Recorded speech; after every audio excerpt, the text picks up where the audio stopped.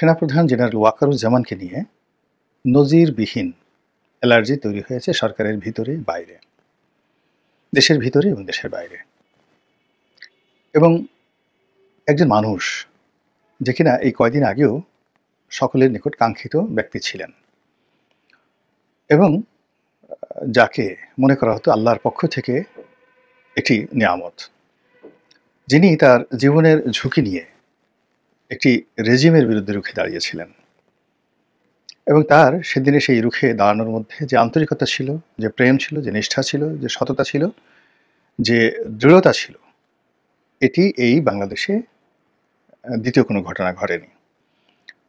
বাংলাদেশে বিভিন্ন সময়টিতে অনেকগুলো সেনা বিপ্লব হয়েছে, অনেকে নেতৃত্ব দিয়েছেন, অনেক মেধাবী জেনারেল এখানে সফল হয়েছেন, অনেকে ফাঁসিতে ঝুলেছেন।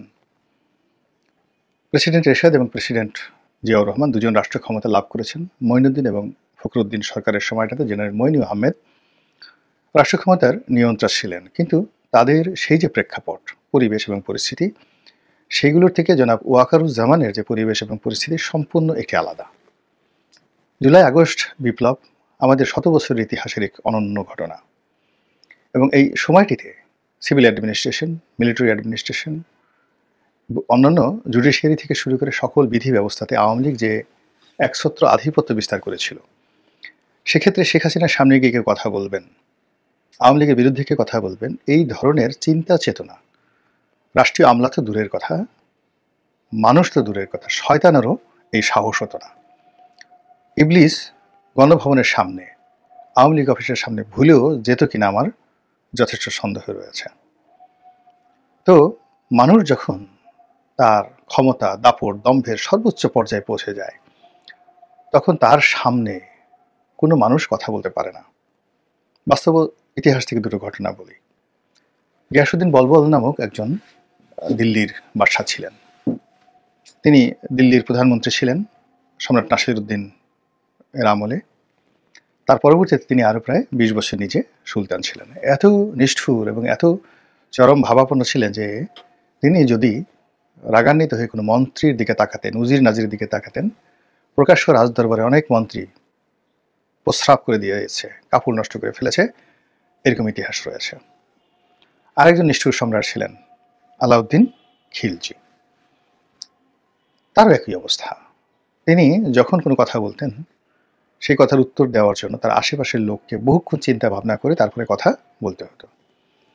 তো সেই দিক থেকে শেখ হাসিনা তার প্রতিপক্ষকে যেভাবে ভয় দেখাতে পেরেছিলেন সফলভাবে, তেমনি তার একান্ত নিকটজন, এমনকি তার সন্তান, পুত্রকন্যা, বোন, পরিবারের যারা আপনজন, তারাও তাকে জমের মতো ভয় পেতেন। এবং সেই ভয়টা কতটা ভয় প্রবল হতে পারে, ছোট্ট একটা উদাহরণ দিই। যেমন ধরুন, আপনি একটা গোখরা সাপ, আপনি যদি জানেন যে গোখরা সাপটা মরে গেছে, কিন্তু আপনাকে যদি বলা হয় ধরুন, আপনি সেটা কিন্তু ধরতে পারবেন না। কিংবা একটা মৃত সাপের যে খোলস, সেটা যদি আপনার বিছানার পাশে রাখা হয়, বলা হয় আপনি ঘুমান, আপনি ঘুমাতে পারবেন না। একটা মানুষ যখন একটা সাপকে ভয় পায়, তার চেয়ে কোটি কোটি গুণ ভয় পায় অন্য একটি মানুষকে। শেখ হাসিনা সেই ভয়টা তৈরি করে ফেলেছিলেন। তো সেই ভয়কে জয় করে তার সামনে গিয়ে তাকে পদত্যাগের কথা বলা, তাকে ৩০ মিনিট সময় বেঁধে দেওয়া এবং তাকে দেশ থেকে বাধ্য করা, এটা হাজার বছর এই ঘটনা সহজে ঘটে না, যেটা জেনারেল ওয়াকারুজ্জামান ঘটিয়েছেন। দ্বিতীয়ত, তিনি শেখ হাসিনার মনোনীত ছিলেন, শেখ হাসিনার আত্মীয় ছিলেন, ফলে তার জন্য এটা ছিল ডবল বার্ডেন এবং সেই কাজটি তিনি করেছেন। এখন মঈনুদ্দিন এবং ফখরুদ্দিন বঙ্গভবনে গিয়ে ইয়াজউদ্দিনকে যে কথা বলেছেন, সেই কথা মিস্টার মঈনুদ্দিন কিংবা মিস্টার ফখরুদ্দিন মরে গেল বেগম জিয়াকে বলতে পারতেন না। বেগম জিয়া তার ক্ষমতা হস্তান্তর করে যখন তিনি প্রেসিডেন্ট ইয়াজউদ্দিনের হাতে সেই ক্ষমতাটা দিয়ে দিয়েছেন, তখন সেখানে গিয়ে খুব সহজে একজন সেনাপ্রধান দাপট দেখাতে পারে। এখন ধরেন, চুপ্পু সাহেবের সাথে কথা বলা, বেগম জিয়ার সাথে কথা বলা আর হাসিনার সঙ্গে, শেখ হাসিনার সঙ্গে কথা বলা এক জিনিস নয়। তো সেই কাজটি জনাব ওয়াকারুজ্জামান করেছিলেন। আর আমরা সেই প্রায় ২ মাস ৩ মাস ধরে তার প্রশংসায় পঞ্চমুখ ছিলাম। এখন তাকে নিয়ে আমরা সমালোচনা করছি।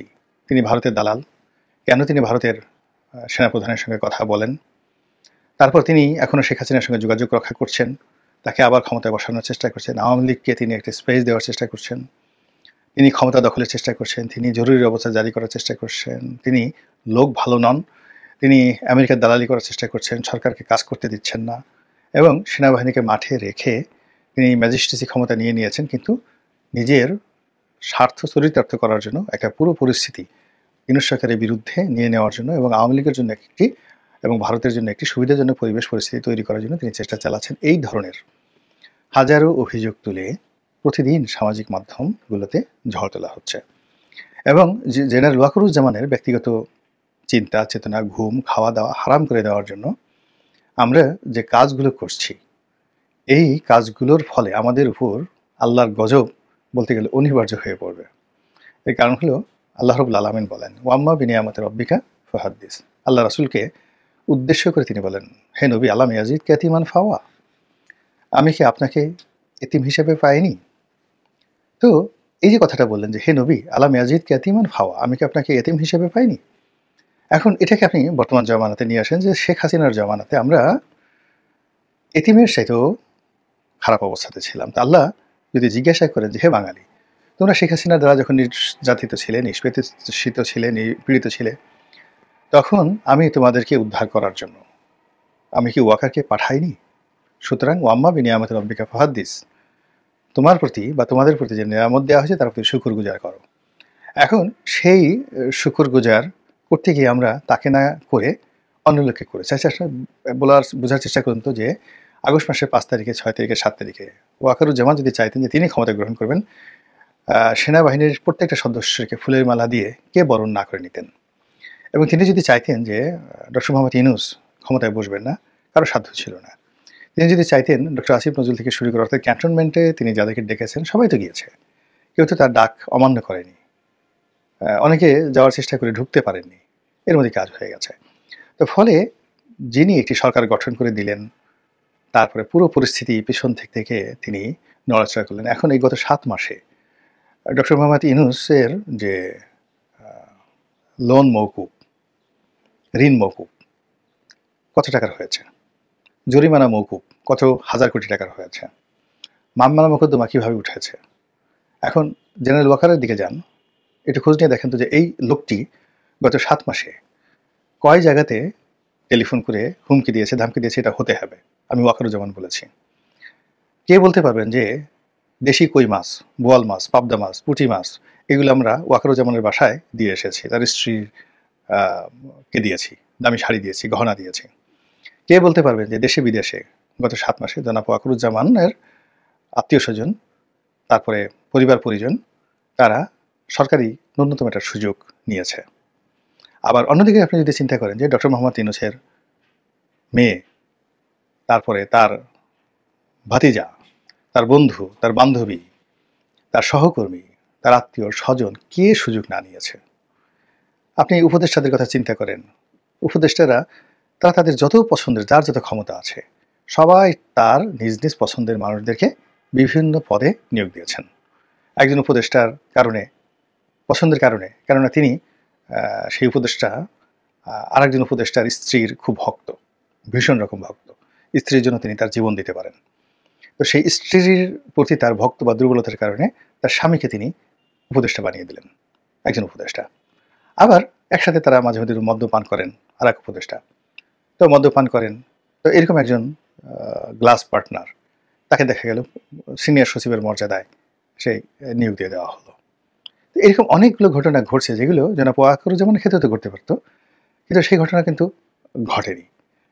এবং ঘটেনি বলেই তাকে নিয়ে এত অ্যালার্জি যে আমরা সবাই ডাল খাচ্ছি, আমরা সবাই ফেন্সিডিল খাচ্ছি, আমরা সবাই মদ্যপান করছি, আমরা সবাই নারী সঙ্গ উপভোগ করছি, আমরা সবাই টাকা নিচ্ছি, পয়সা নিচ্ছি, আর এই লোক সে কত বড় সাহস বঙ্গভবনে গিয়ে সে নামাজের ইমামতি করে। আরে আমাদের মতো থাকবা, সেকুলার থাকবা, নামাজ পড়ার দরকারটা কি, দাঁড়িয়ে রাখার দরকারটা কি, এত আল্লাহ খোদার দরকারটা কি। এরকম যারা চিন্তা ভাবনা করছেন তারা তো তাকে নিয়ে সঙ্গত কারণে অ্যালার্জির মধ্যে পড়তেই পারেন এবং সেই অ্যালার্জি তারা প্রদর্শন করছেন।